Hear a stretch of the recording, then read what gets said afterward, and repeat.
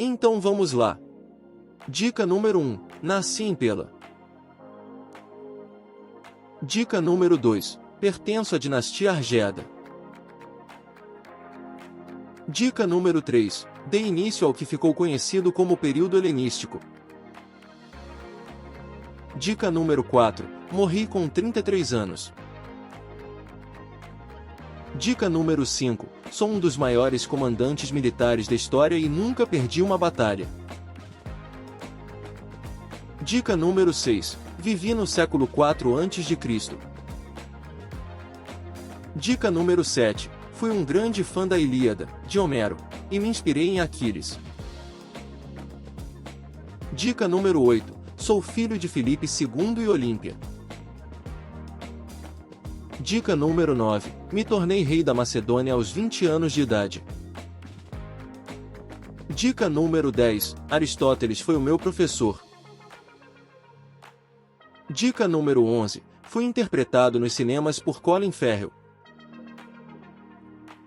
Dica número 12. Quando eu era adolescente, domei um cavalo arisco, após perceber que ele tinha medo da própria sombra.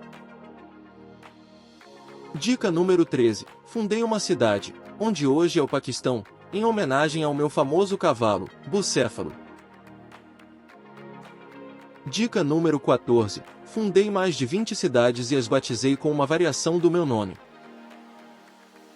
Dica número 15. Hefestion foi meu grande amigo.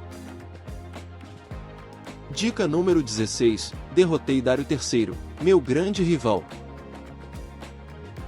Dica número 17. Dei fim à dinastia persa Aquemênida. Dica número 18. Venci as batalhas de Isso, Galgamela e Hidarcos. Dica número 19. Fui faraó do Egito. Dica número 20. Meu grande amigo Ptolomeu deu início à dinastia Ptolomaica no Egito. E aí, acertou? Parabéns para quem palpitou, Alexandre o Grande. Alexandre III da Macedônia foi uma das figuras mais espetaculares da história. Alexandre é considerado por grande parte dos historiadores como um dos maiores estrategistas militares do mundo antigo e o edificador de um dos maiores impérios que o mundo já viu. Até a próxima rodada do jogo. Quem sou eu? Não se esqueça de deixar seu like e se inscrever no canal.